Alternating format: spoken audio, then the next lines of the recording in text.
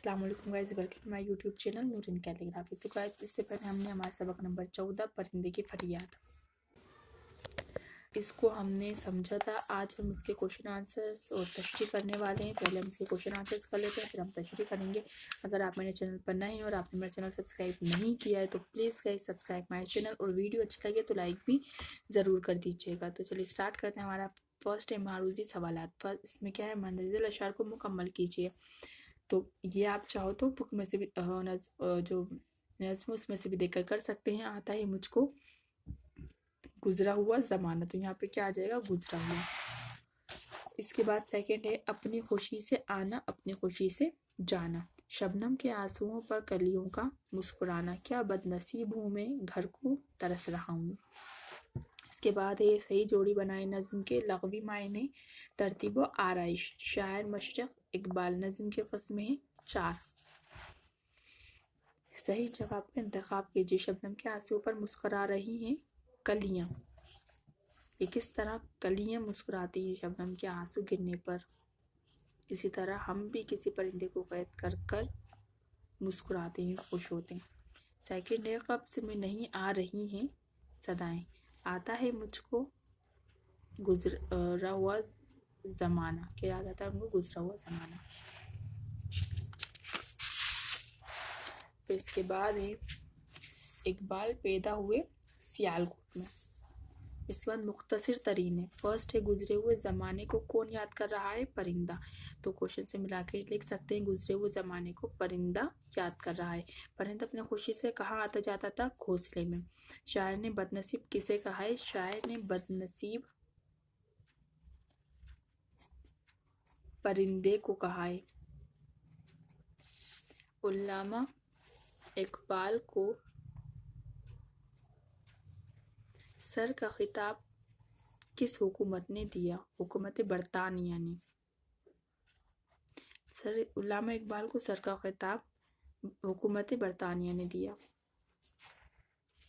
Fifth है शबनम को किस चीज़ से मिसाल दी गई है, शबनम को आंसुओं से मिसाल दी गई है। आप स्क्रीनशॉट भी ले सकते हैं। इसके बाद क्वेश्चन है मुख्तसर सवालात। परिंदा अपने साथियों को क्यों याद कर रहा है। परिंदा अपने साथियों को इसलिए याद कर रहा है कि वो पिंजरे में बंद है और उसके साथी उसके दूर और आज़ाद है, उससे दूर और आज़ाद हैं। सेकंड क्वेश्चन है शायर ने परदेश को कब्ज़ क्यों कहा है। शायर ने परदेश को कब्ज़ इसलिए कहा है कि वो भी एक पिंजरे की तरह है जहाँ वतन जैसी आज़ादी और सहूलत नहीं है।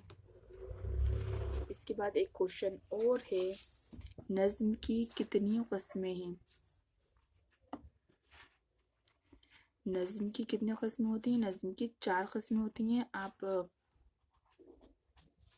जो नज़्म की तारीफ़ है उसमें से भी देखकर लर्न कर सकते हैं, लिख सकते हैं इसमें। इसके बाद तफसीली क्वेश्चन है फर्स्ट की नज़्म परिंदे की फरियाद में शायर क्या पैगाम देना चाहता है।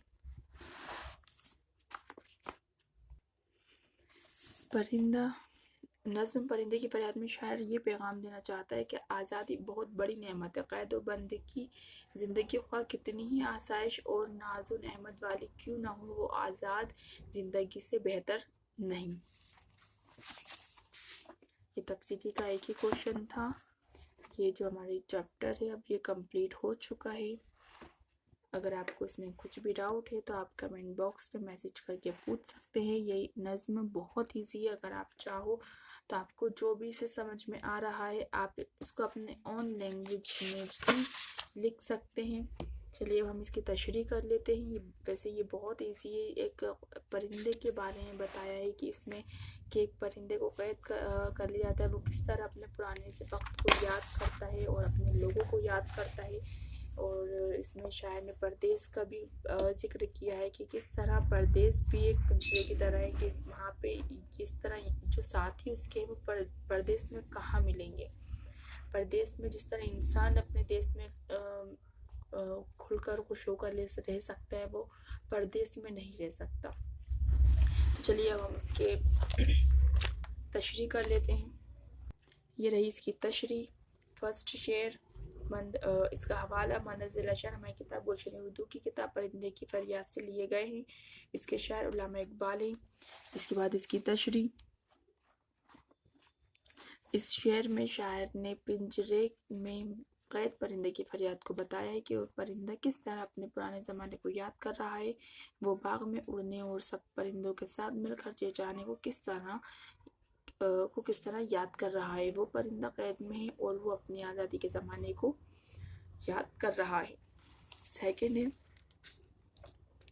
آزادیاں کہاں اب اپنے گھونسلے کی۔ اس شعر میں پرندہ اپنی آزادی کا کہہ رہا ہے کہ قید کی زندگی میں وہ بات ہی کہاں ہے جو مزہ اپنے گھونسلے میں اپنی مرضی سے جانے آنے میں ہوتی ہے۔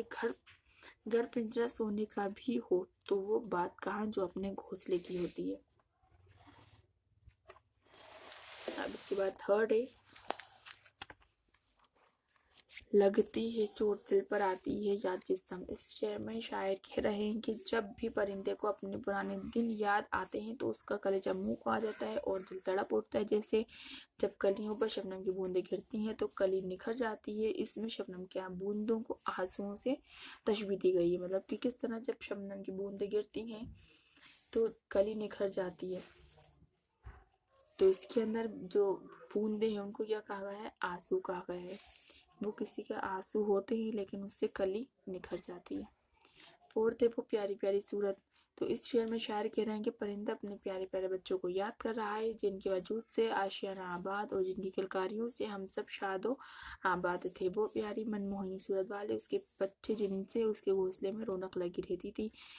ففتھ ہے آتی نہیں صدائیں۔ اب اس میں لاسٹ جو شعر ہے اس میں ہے پرندہ اپنے بچوں کو یاد کر رہا ہے کہ کس قدر اس کے گھونسلے میں رونق اور اس کے بچوں کی کلکاری سے اس کا گھونسلہ آباد تھا، لیکن اب تو کوئی بھی آواز اس پنجرے تک نہیں آتی۔ کاش میں یہ پنجرہ کھول کر آزاد ہو سکتا اور اپنے بچوں کے پاس جا سکتا۔ اس کے بعد ایک اور شعر ہے سکس لاسٹ شعر۔ اس میں کیا کہہ رہا ہے کہ اس شعر میں پرندہ اپنے آپ کو بد نصیب کہہ رہا ہے کہ میں کتنا بد نصیب ہوں کہ اس قید میں پڑا ہوں اور میرے سارے تمام ساتھی اپنے وطن میں ہیں اور میں اس قید میں بند ہوں۔